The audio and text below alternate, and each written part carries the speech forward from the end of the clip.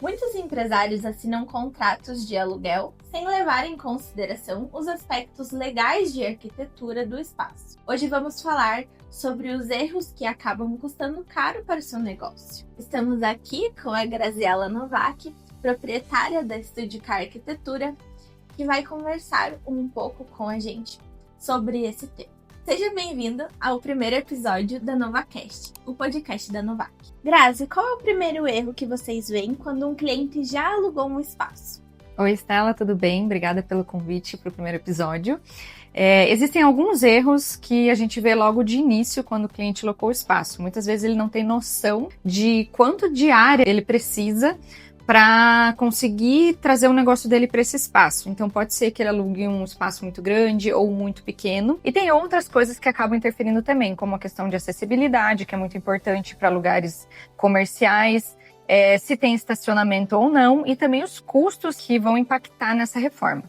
Exato, da parte de legalização, isso é muito importante porque às vezes pode ocorrer algum impedimento considerando a lei de zoneamento onde esse imóvel está localizado também, né? Onde muitas vezes essa atividade ela pode ser impedida, né, de ser executada nessa região. Então, o ideal aqui, né, nós sempre orientamos o cliente de passar por uma análise de consulta prévia junto à prefeitura, para que a gente verifique se realmente, né, esse imóvel aí tem a possibilidade de ser utilizado para aquela atividade pretendida. E quando falamos de adequação do espaço físico, quais são os maiores desafios? Um desafio muito grande é essa questão da acessibilidade, porque quando o imóvel já é existente, tem algumas coisas que dificultam. Às vezes, um banheiro acessível. É claro que, por norma, né, quando o ambiente já existe, existem algumas coisas que a gente pode fazer para mitigar isso, apesar de não ficar 100% acessível como se fosse um imóvel novo, mas é uma das coisas que acaba dificultando mais no processo. E a gente acaba vendo também na prática que muitas vezes, quando a gente está tratando de um contrato de locação, né, pode haver algum impedimento ou, né, uma não aprovação do proprietário para fazer essas adequações no espaço. Então, muitas vezes pode gerar aí até uma quebra de contrato, considerando que essa exigência vai ser realizada posteriormente em uma fiscalização, por exemplo, que a gente não consegue visualizar antes desse período de negociação, né? Com certeza. E na experiência de vocês, existem custos escondidos que mais surpreendem os clientes? Tem sim, tem algumas coisas que são bem características assim, né? Então a questão das instalações, principalmente elétrica, um exemplo é se o local vai funcionar alguma coisa da área de gastronomia, por exemplo, e o imóvel não funcionava isso, funcionava uma outra coisa. Então às vezes tem que fazer uma grande adequação da questão elétrica, às vezes até pedir um trifásico para copel, alguma coisa assim. E também da parte hidráulica, né? Então, se você precisa colocar uma caixa de gordura ou mexer na questão de esgoto, isso acaba tendo um certo custo ali, porque vai precisar mexer também no piso, na parede, então acaba agregando ainda mais esse valor da reforma. Sim, e tem algumas observações que a gente vê também no ambiente, principalmente de atividade que está relacionada à área da saúde, que tem as exigências principalmente ali na parte do dia a dia da operação do negócio, né? Então, por exemplo, ter uma instalação de uma pia em um local específico, ter essa separação, setorização, né, do imóvel. Então, isso pode acabar aí tendo, né, um prejuízo e um investimento maior que pode acarretar aí em grandes investimentos. E considerando também esses custos, a gente precisa considerar que muitas vezes é necessário efetuar o pagamento de taxas para esses órgãos que realizam as fiscalizações no imóvel, né? Normalmente, essas taxas elas variam conforme o município, né? Que tem critérios próprios para calcular ou isentar possíveis situações. E normalmente ali eles têm como referência a atividade e também as informações e características do imóvel. Inclusive, se há alguma irregularidade no imóvel, né, junto à prefeitura. Por exemplo, quando o imóvel é muito antigo e está irregular, não teve benfeitoria e não regularizou na prefeitura. Então, até isso eu não sei como que funciona. Daí quando a pessoa vai abrir num lugar assim, tipo, a prefeitura vai reconhecer que tipo, o imóvel tá desatualizado e vai pedir para ser... Durante a fiscalização, normalmente eles verificam isso. Daí o que eles pedem? Ou você regulariza essa construção, essa benfeitoria, ampliação. Normalmente está mais ligado à ampliação. Sim. Tá? Ou você regulariza, ou você retorna na parte de como era antigamente. Eles não aprovam. Então você não consegue abrir a empresa se a edificação tiver regular perante a prefeitura. Então, por exemplo, digamos, teve uma reforma aqui, digamos que era 60 metros quadrados. E daí vocês ampliaram para 100. E não regularizou na prefeitura, quando a gente vai chegar lá e vai ver que a operação da empresa, ela tem 100 metros quadrados e precisa, até por questão de atendimento e tudo mais, eles indeferem até que seja regularizada essa parte. Qual órgão que fez isso? É a prefeitura mesmo. Mas qual setor? Tipo, porque daí não é ligado ao urbanismo, né?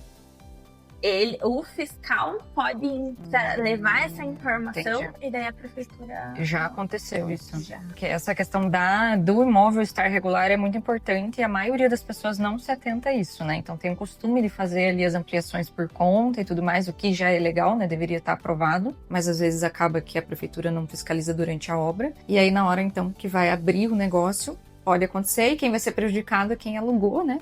E aí o proprietário que precisa resolver. Então, uma coisa ali que acaba envolvendo todo mundo e acaba, às vezes, atrasando a abertura da empresa e funcionamento. Algo que a gente vê também bastante no dia a dia são situações de imóvel que ele tem somente a aprovação ali na prefeitura para caráter residencial. Daí ele passa a ser locado ali para definição como atuação comercial, né?